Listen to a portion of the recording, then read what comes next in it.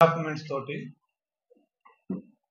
Lands కబ్జా చేసి వాటిని నకిలీ పత్రాలు తయారు చేసి వాటి ఓనర్కి తెలియకుండా విక్రయించిన కేసు. దీనికి సంబంధించిన వివరాలు ఏంటంటే, జీడిమెట్ల పోలీస్ స్టేషన్ పరిధిలో కుతుబుల్లాపూర్ సుభాష్ నగర్లో ఒక ప్లాట్ ఉంది, 147 నెంబర్ 200 yards. ఈయన లెండియాల సురేష్ అని చెప్పేసి, ఈయన ఉప్పుగూడ ఓల్డ్ సిటీలో ఉంటాడు. ఆయన ఎప్పుడో కష్టపడి కొనుక్కొని ఉంచుకున్న ప్లాట్ అది ఖాళీగా ఆయన ఎక్కడో ఓల్డ్ సిటీలో ఉండేసరికి చూసుకోవడం లేదు, అని సరిగ్గా వచ్చి అట్లప్పుడు ఎప్పుడో సంవత్సరానికి ఒకసారి వస్తూ ఉన్నాడు. సో అది ఖాళీగా ఉందని చెప్పేసి అక్కడ లోకల్గా ఉండే ముఠ పద్మజారెడ్డి అలియాస్ కుతుబుల్లాపూర్ పద్మ ఈ భూమిని సొంతం చేసుకోవాలని ఒక ముఠాని సంప్రదించి, ఆ ముఠా నాయకుడు కరుణాకర్ ఇతనికి 3.5 లక్షలు ఇచ్చి ఫేక్ డాక్యుమెంట్స్ తయారు చేయించి ఆ ఫేక్ డాక్యుమెంట్స్ తోటి ఆ ల్యాండ్ని SRO సహకారంతో రిజిస్ట్రేషన్ కూడా చేయించుకుంది. తర్వాత ఈ ల్యాండ్ ఓనర్ వచ్చి ఇది నా ల్యాండ్ అంటే అతన్ని భయపెట్టి బెదిరించి వెళ్ళగొట్టడం జరిగింది. ఇది మా పేరుతో రిజిస్ట్రేషన్. అతను ఆశ్చర్యపోయినాడు. 20 ఏళ్ల నుంచి నా ఇదిలో ఉంది, నా కంట్రోల్లో ఉంది, ఇప్పుడు ఎలాగ వీళ్ళ కిందకి వచ్చిందని చెప్పేసి మా పోలీసునికి వచ్చినాడు. దాంతో నేను ప్రోబ్ చేయగా నాకు తెలిసింది ఏంటంటే, ఈ కరుణాకర్, ప్రేమ్, హరీష్, రవిశంకర్, ఈ నరేంద్ర వీళ్ళంతా ఒక ముఠ. ఈ నరేంద్ర అనేతను ఆధార్ ఆపరేటర్. తర్వాత ఈ రవిశంకర్ అండ్ హరీష్ అనేవాళ్ళు ఎవరైతే అమ్మే పర్సన్గా ఇంపర్సనేట్ అయ్యి వాళ్ళ అమ్మే వ్యక్తులుగా నటించేవాళ్ళు వీళ్ళు.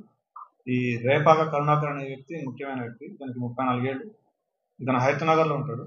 ఇతను ఒక 10 ఏళ్ల క్రితం రోడ్డు మీద రాబరీలు చేసేవాడు. ఇతని మీద సస్పెక్ట్ షీట్ కూడా ఉంది హైతనగర్ పోలీస్ స్టేషన్లో.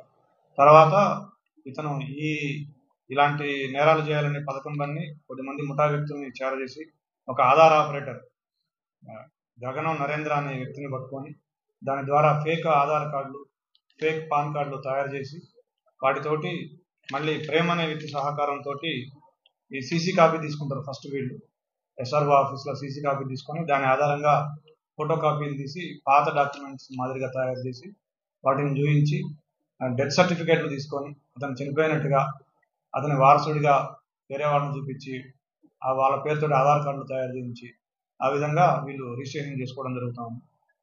ఈ బుటా మీద ఆల్రెడీ 6 కేసులు ఉన్నాయి. హైతనగర్, మీర్పేట్, మేడిపల్లి, సుల్తాన్ బజార్, మైలార్దేవ్పల్లి, తర్వాత ఈ కేసు, మొత్తం 6 కేసులు ఉన్నాయి.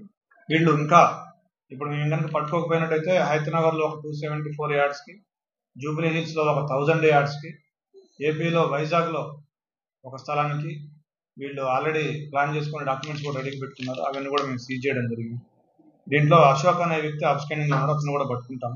అధికారుల పాత్ర కూడా ఉంది. వాళ్ళని కూడా వీళ్ళ కన్ఫెషన్ ఆధారంగా మళ్ళీ వీళ్ళని పోలీస్ రిమాండ్ తీసుకొని వాళ్ళని కూడా చేయడం జరుగుతుంది.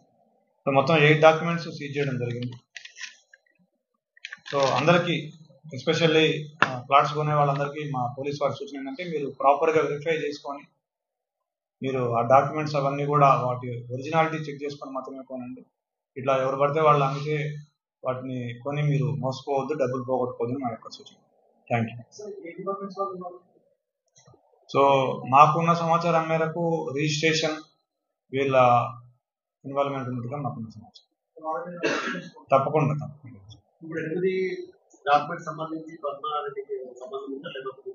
ఎస్, దీంట్లో మెయిన్ ప్రధాన పాత్రధారు పద్మజారెడ్డి.